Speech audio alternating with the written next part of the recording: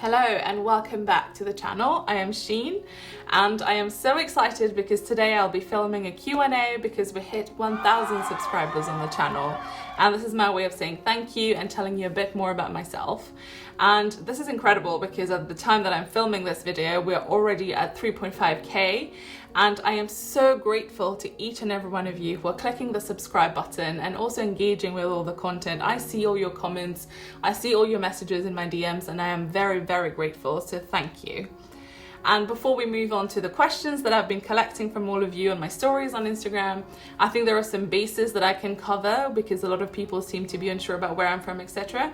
So just as a very brief introduction, I am originally from Mauritius, which is an island in the Indian Ocean on the east coast of Madagascar. And I was born there, I went to school there, my whole family is there except for my sister who is now in the US. After school I came to the UK about 8 years ago, went to Oxford for 4 years where I did material science, and then I came to Cambridge where I did a PhD in medical materials, specifically focusing on spinal research, and here we are. So this is kind of a very brief intro. Now let's get into the questions. Okay, so the first one is actually from a friend of mine. So this is Azimuch. What do you miss most about Mauritius, excluding your family, of course? A lot of things. So obviously, yes, family. I miss the food. Oh my goodness. I think everyone is the same. Where you grow up, where, you know, the kind of food that you're used to, it just becomes very, very special to you and nothing else compares to it. So I miss the food, especially the food that my mum makes and all the street food mostly from Mauritius, because our cuisine is a bit of a mix of Indian and African and a bit of Chinese. So it's basically the best of all the worlds. So I miss the food, but I also really, really miss the beaches. It's just incredible because last year when I was there for the pandemic especially, I did about 6 months at home, and you know, going on walks with the yellow sand in your feet and stuff. This sounds so cheesy, but it is just incredible. And I do miss that salty breeze that you can feel, and you know, just the water in your feet and stuff like that. So yeah, generally I just miss it. It's home, you know. The next question is from Roa XO. How do you take care of your hair? It's so beautiful, mashallah. Thank you. I have a lot of questions about my hair, so it has been a journey. I have naturally curly hair, but so does my mum actually. She has even curlier hair than me, but she's never learned how to take care of it. So she always used to brush it out for me as well, you know, just to look neat. And I used to straighten my hair for a very, very long time until early 2020, and then I discovered Spicer, her name is actually Aisha. She had this whole debacle with Priyanka Chopra. If you don't know this, you should Google it. So she explains her whole, you know, curly hair routine and how she also used to straighten her hair, and her hair is so gorgeous now. Very, very, very beautiful curls. And I was inspired by her, and I thought, okay, I need to take care of my hair as well. And it's been a journey since then of learning what does that actually mean. You know, don't brush your hair when it's dry, only brush it when it's wet, and what products you use, what's good for your personal hair, etc. And after more than a year now, it kind of looks decent, I think. But it's still a journey. It doesn't always behave, especially on days that I need it to behave. But yeah, no, I understand that a lot of people want to know about my hair care routine, etc. And I think I'm going to film a video on it very, very soon because I would love to share what I've learned on my natural hair journey. Okay, this question is from Plutonium241. Tell us the story behind ReShape. Okay, so thank you for asking this question. This allows me to plug in ReShape a bit. So last year during the pandemic, we were all at home, you know, feeling a bit helpless that we can't do much, especially as students. And then I came across these 4 wonderful people who were also feeling the same way. We kind of worked in the same charity. We had some overlap in different fields of our lives, and then the idea was there of, okay, let's try and set up some sort of consulting thing that will be pro bono to help the businesses that were the most affected by the pandemic. And obviously when you think of big corporations like Starbucks, etc., that were having to close down, they can afford help, right? They can afford consultants that will give them the best advice. But then when you think of smaller businesses, you know, family run businesses, startups, startups, NGOs, and just generally SMEs, they can't afford this kind of help, and they were having to close their doors, most of them permanently.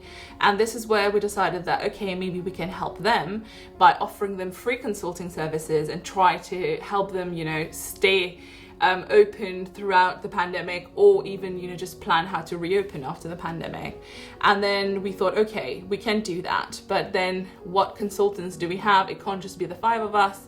So then we decided to recruit students who are interested in consulting. And because at the time a lot of places were cancelling their internships, or even cancelling job offers, so a lot of people had a lot of free time during their summer. So it was the right idea at the right time, and we kind of brought in the students who were interested. We had an initial screening, we had recruitment, and then we put them in little teams, and then we also onboarded the clients who were the SMEs and the NGOs who needed help, and then we would match them, and then they will work together for about, it depends on the project, they would work on the project for the client ranging from about 3 to 4 weeks to maybe 2 months. And we were incredibly overwhelmed by the positive response that ReShape got, because as I said, I think it was just the right idea at the right time, and we got so much traction, we got so many people involved, so much engagement, and we've worked with clients from all around the world of all sizes and doing very, very different things.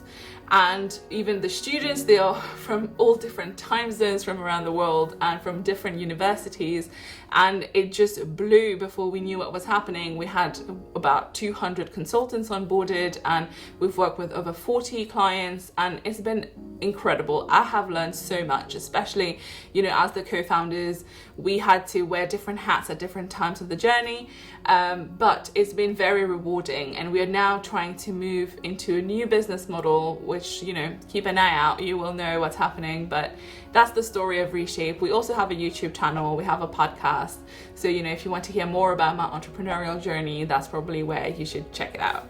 How many languages do you speak? From Ayasobi. Okay, so growing up in Mauritius, our mother tongue is Creole, which is a dialect of French. So obviously that's the first language. But then also in school, we are taught both English and French from a very young age. So that's why I am kind of fluent. Probably my friends will disagree. And then also in primary school, we need to choose an Oriental language that we are taught. And I chose Urdu, which meant that I could watch a lot of Bollywood movies, and I also understood Hindi. So now I am fluent in both. My dad also taught me Arabic, so I can read Arabic, trying to learn a bit more about understanding the words now. I did start it a lesson sometimes in high school, but then I did not complete it. So yeah, these ones, and then I've dabbled in a few others, tried to learn Mandarin for a bit. The only thing I remember is how to count. So yeah, I guess this is it. I am trying to learn Arabic properly now, but we'll see how that goes. From CC Plans, what is your day job? Okay, so at the moment, I am working at the School Centre for Social Entrepreneurship, which is part of the business school at Oxford University. And what I do is I'm a program manager. I have a team, and we manage this very global competition called Map the System, and it has been incredible. I have met so many wonderful people through it, and I thoroughly enjoy it, and the team is great. But I started in January remotely from Cambridge, and I haven't been to Oxford yet. I haven't met my team in person yet, but hoping that this will change eventually during the year. From Unpredictable Sriprada, what's your biggest pet peeve? Oh, that's a good one. I think I have a few, but I think that the one that really irks me is when people do not respect other people's time. And by that I mean, if you have an appointment with someone, it's absolutely fine to be late, but if you do not inform the other person that you're late, then that's awful. And also just, generally when you've agreed to do something at a particular time and you're late for no good reason, that's just awful. And I guess I will go on to the second one as well, which is, when people are actively trying to make other people in a group setting feel left out while talking about inside jokes or talking about specific, WhatsApp group that we are part of but the other people are not part of, or talking about an interest that only you have and the other people don't. And I understand that sometimes it's just lack of, self-awareness, but I think it's absolutely awful to make people feel left out, especially when you're in a group setting. So definitely that too. Rosa 123456. Why did you choose UK for your education, given that most people go to the US? Very easy answer, because my sister studied in the UK. I should probably ask her why she chose the UK over the US. But for Mauritius, people do go to both for higher education. But I think my sister, who is an actuary, was really interested in the way actuarial science is taught in the UK, and that's probably why she picked the UK. And given that she had gone through the whole system of application and she knew how the UK worked, etc., it was kind of a no-brainer that I was also going to, follow path and come to the UK. So yeah, maybe this question is for her. Question from Christine Navel. Are you a traveler? If yes, where is your favorite place so far? Oh my God, yes, I am such a traveler. I have not traveled for a very long time in my life. I think as a child and when we were young, we didn't really travel. But then after I went to university, I have been very privileged and I've traveled a lot. And I absolutely love it.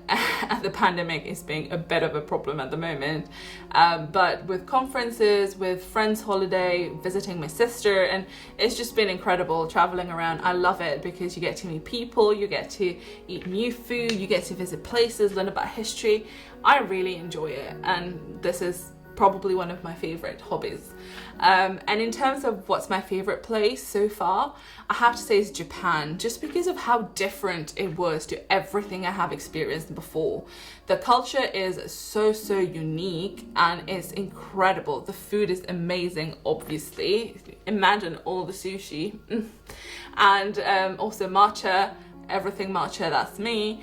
And it was just really nice. I went for a conference, but I had a friend there, and then we had such fun going around and visiting all the places. People are so polite and you just feel safe all the time. It's very clean as well, and so culturally rich, as I mentioned. And we went to 2 different places. We went to Osaka and Kyoto, and they were so different from each other already, and they're in the same country.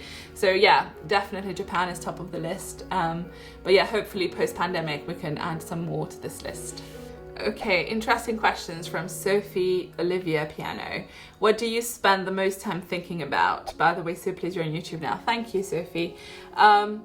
Okay, that's a very good question. I think it really depends on the time of year that it is, because what I spend my time thinking about is usually I'm stressing about something. So for example, earlier in the year, I was stressing about, we're in lockdown again.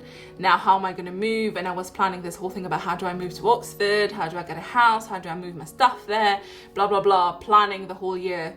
And then after that calmed down, then it was a bit about, okay, what about season 2 of the podcast? What do I do now? Do I go on YouTube? And this whole thing took over my headspace for a very long time. And then now that I've started YouTube, now it's about, oh my God, how do I keep the engagement going? So it's a lot of constant planning. I think one way to answer this question is I am constantly thinking about the future, which is not a great thing, right? I do enjoy the present as well, but I do tend to overthink about what's going to happen in the future and try to plan it as much as possible, because I am not as comfortable with uncertainty as I would like to be. But it's a journey, we're working on it. But yeah, thank you for that question. Question from Sinead Sukurta. What parts of the PhD did you like and not like? Okay, good question. Parts that I like is that you get a lot of autonomy, and I really like this because, for example, you get to choose exactly which part of the research project you want to take further, and you really decide, what you want to make out of the PhD, which is great. And you also get to plan your day, you get to manage your own time, you get to, go present your work wherever you want to go, and that's incredible. I absolutely love that, and I think it has given me so many life skills and just generally taught me a lot in terms of, self-confidence and managing my time, and also, interpersonal skills and all of that. So definitely, also if you want to know more about why I did my PhD, you can check out my video that I've done like a week ago or something about why I actually did a PhD. So these are the good things. And the thing that I liked the least in the PhD was probably just sometimes there is a level of uncertainty, as you know, that's an issue for me, obviously. So sometimes you try something without knowing whether it will work or not, and then it doesn't, and it's probably taken you months to get to the result, and then it doesn't work, and then you need to restart from the beginning. And because in a lab and in just generally academia environment, a lot of things are not dependent on you. You need to get time off a machine, you need to be trained, you need to have the money to pay for the time on the machine, and you need to be able to explain why you're using it, and then you need time to analyze the data. So it's a lot of external factors that also influence how quickly something can be done. So it can be quite frustrating at times, you know, getting things that it didn't work and now you know where to fix it, but then now you can't repeat it because of external factors. So all of this can be quite frustrating, but the good news, I suppose, is that it's not just you. Everyone is in the same situation, and you learn to navigate this complicated mess eventually with time. All right, question from Maulik Kamal.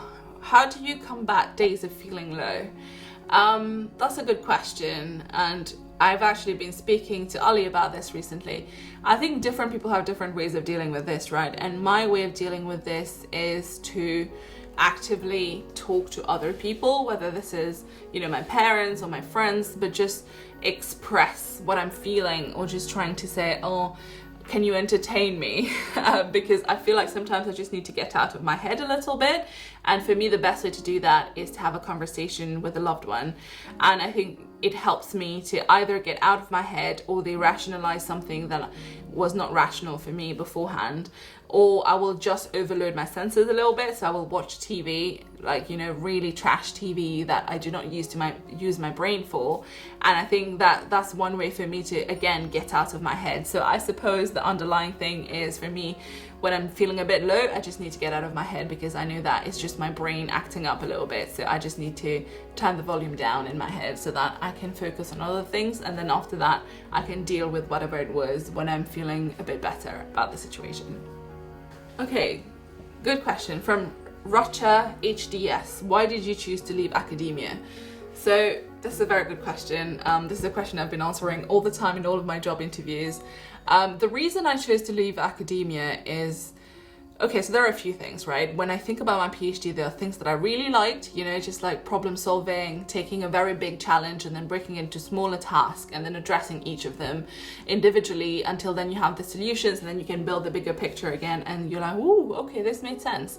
I really like this. But what I didn't like is that it is quite lonely, in the sense that you work on the project, just you. It's not a team effort. And you become an expert into something that's very niche knowledge, and there are very few people who understand what you're doing. And also, it just takes forever, right? A project takes about 4 years as a PhD, but as maybe a postdoc is like 2 years maybe. And there's always this kind of race towards publishing paper. So it's not really anymore about enjoying the research that you're doing and, you know, letting your creativity flow in whichever direction. It's always about, will this give me a good paper or not? And this is not the kind of career I see myself in. You know, I would like to work in a team. I like to work more fast-paced, and I want to do many different things. I don't want to niche down in one area. I want to learn a lot more about different industries, different areas of expertise, and working with different people every time. And as I said, fast-paced, right? I need the project to be fast and, you know, intellectually challenging, and then you're done quickly, and then you move on to the next thing. So maybe that's why overall, then thinking about all of this, it became quite clear to me that academia was not going to be the choice. Okay, from Syed at Brizzles, what's your favorite Hindi movie? Okay, so I suppose you're talking about Bollywood movies. I do really like the old school Bollywood, but again, this is something we've been talking about on the podcast as well. I don't like new school Bollywood. I think it's too try hard. But old school Bollywood was great, especially because we grew up with it and it kind of became something, you know, very nostalgic for us. But now looking back, because I've been trying to watch some of the old movies like Kuch Kuch Hota Hai and all of that, which is, you know, very loved. It's just a bit problematic. I don't think they've aged really well.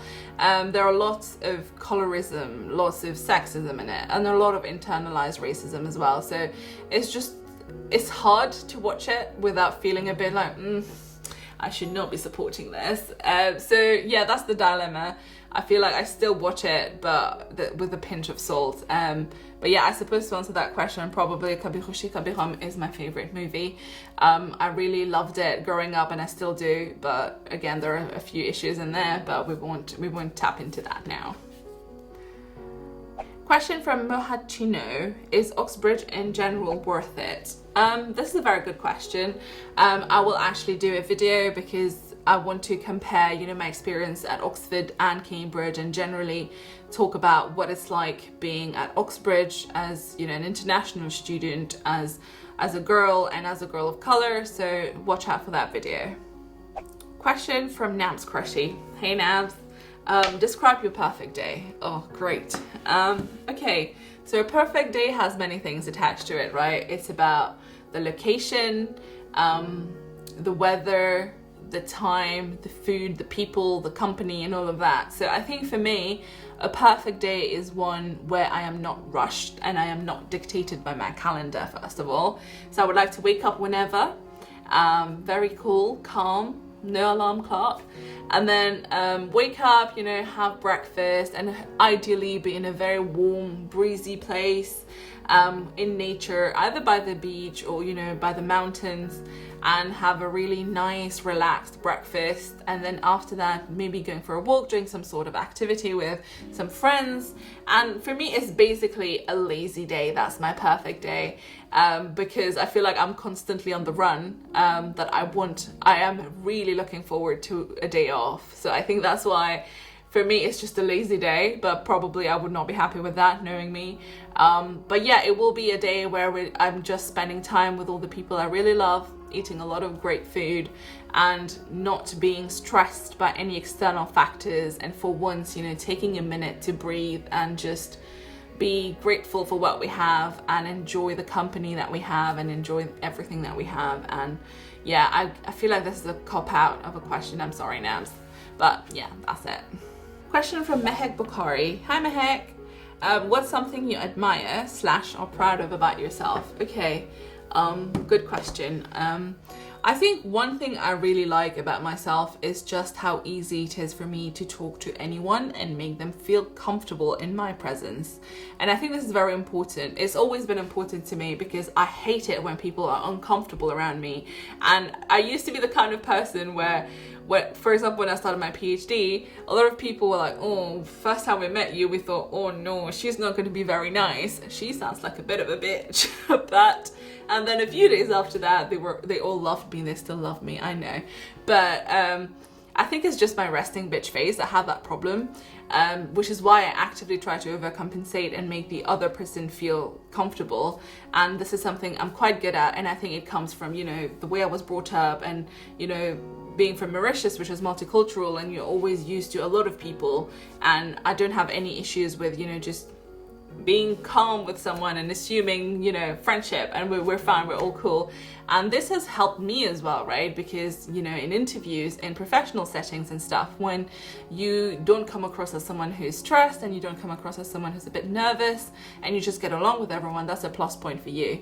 So definitely that. I am very grateful for that, because it has led to a lot of great opportunities, and it has led to me meeting a lot of people that I absolutely love now. So yeah.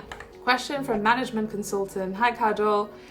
What's your favorite food? Okay, that's a tough question, because you said food and that could mean anything. Is it dessert? Is this mains? Is this snack? I feel like I'm just gonna list a few things that I really like. Fruit wise, I love watermelon. I've been craving for watermelon. If anyone knows where I can find watermelon in Cambridge, you know, send me a DM. Love watermelon as a fruit. And as generally main food, like obviously biryani is the best, because, you know, we grew up with biryani. I absolutely love biryani. That and pizza. I would say these are my two favorite food. It's very basic 101, but you know, we what can you do? That's what I want. And dessert wise, there are too many to choose from, but I guess it will be, let's just say cake counts as dessert. And my favorite sweet food is definitely red velvet cake or cupcake. So that's that. Okay, interesting question from ZM Kaba. Hi Zainab. What 5 women would you have over for tea chat? Oh, very good question. Okay, I have 5 choices. One of them is definitely going to be Michelle Obama. I think she's really interesting for many reasons, right? The first one is because she is a Black woman who has achieved so much. Obviously, she was the first lady and she's doing so much for girls' education. She's still, you know, a big activist on many fronts, and she has used her platform very, very well. And I just think she's really cool. Just the way she tells all of her stories about how she met Barack and, you know, back in the days when she was young and how she used to kick ass. Like, love her. So definitely would love to chat to her. Second would be Roddy Devluka Shetty, who is Jay Shetty's wife. I think she's absolutely incredible. She is so funny. I feel like we can relate in the sense that she has curly hair as well. She likes to eat cooked apples. I like to eat cooked apples. And she's just incredible. She brings so much high energy in everything that she does. She's really funny. She does pranks and all of that, but she's also very woke and mindful about all of the conversations that she has, and she always talks about difficult things in such an easy way. So definitely Roddy.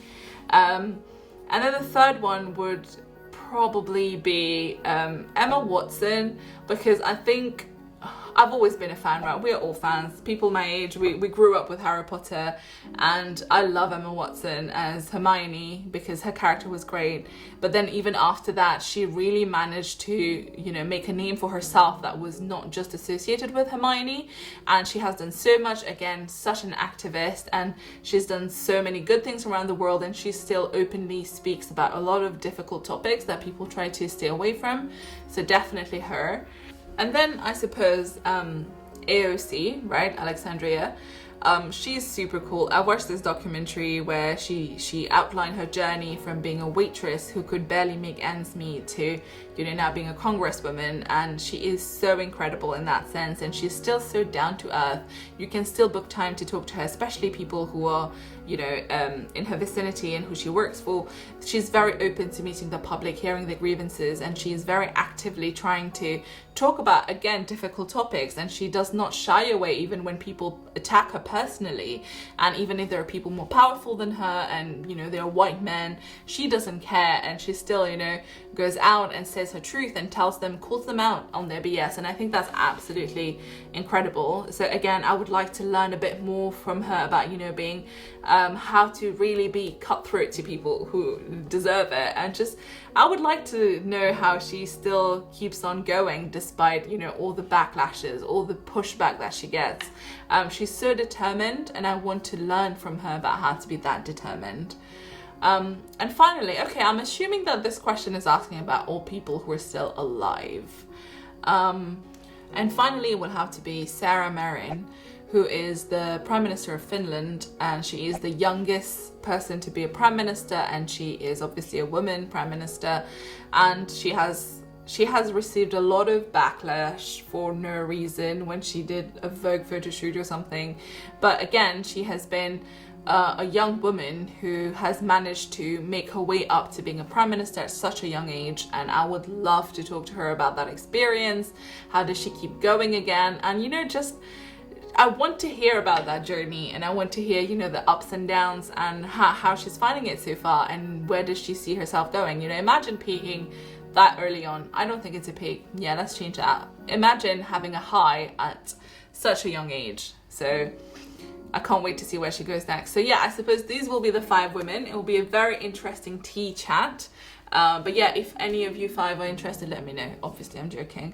But if anyone can get me in touch with Roddy, let me know. Roddy is like my next ideal podcast guest. I'm really trying to get her on, so let me know. Okay, question from Zishan Malik 23. Any plans on doing day in life vlogs? So never say never, I suppose. I said that I will only upload podcast videos, and look at me now. So maybe I will do one very soon if there's any day that's particularly exciting in any way. I will try to vlog one. Let me know if you would actually like to see a day in the life vlogs. Question from Fredzy G. What motivated you to do a podcast and having the theme of women empowerment? Love from the Philippines. Hi. Okay, so very good question. I've been thinking about the podcast for a very long time.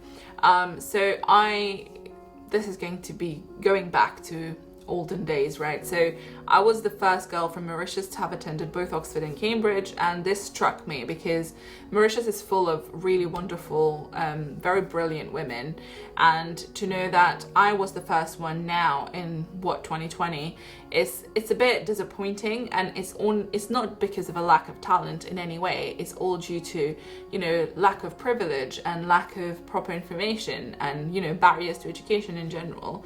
And these are things that I've always been super aware of, and at uni I've worked on different kinds of outreach projects for girls, whether they were refugee girls, whether they were girls from state schools and girls from underrepresented backgrounds, and I've always been actively trying to work in that arena.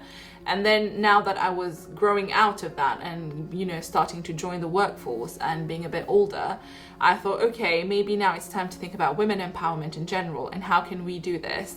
And then I thought about all the conversations I have with all of my friends about the same topic, about the things that you experience as a young woman in a workplace, for example, or just the careers that you choose, how this differs. And I thought, okay, these conversations are really great and I really learn a lot every time from them. And I thought, okay, I want to share these conversations. And I thought it would be very boring if it was just me talking on the podcast. And I thought I am so lucky to have so many friends around me who are doing incredible things in very, very different areas. So I was like, okay, let's get them involved. And I was toying with that idea for a very long time, and then as everyone else during the pandemic, I was thinking about a hobby, and I did think about the podcast. And then when I moved back to the UK and I moved in with Ali, obviously he has all the gear and he kept pushing me to do the podcast. He was the positive influence behind this, and it finally happened. And once it started, I just fell in love with the whole process, with the conversations, how much I was learning, and also hearing from all of you about the impact that the podcast has for you just made it all worth it. And that's when I decided, okay, yes, definitely this is for me. And then obviously then we decided to expand a bit and think a bit more about engagement and how to bring most value to the audience. And that's when I decided to make it a video podcast, because I think it's nicer to look at someone when you're talking to them, or just hearing the conversation and seeing all the facial expressions. And so that's what happened. And then after being on YouTube and seeing all the love and the support that I've been given, I thought, okay, I do have other things to share as well that's very personal to me. For example, my life experiences, the PhD experience, and in general, just talking about different topics and with different people. As I said, I get to meet so many different people along the way who are doing wonderful work. So, I like to use my platform in order to bring them on, and I learn from them and you learn from them, and it's great, it's beautiful. So that's the plan with the YouTube channel from now on. So keep posted. I think I'm gonna stop here with the questions. So thank you so much once again. It's been a wonderful few weeks since I've been on YouTube, and I could not be more grateful for the welcome that I got. And I have so much more planned for you, whether it is my hair care routine or it's just generally, work Wednesdays with different people talking about different topics, and also going a bit deeper into the OxBridge journey and a bit more about the PhD life and my future plans in life, where I'm moving to, etc. Join me and stay tuned, and thank you once again, and I'll see you soon. Bye.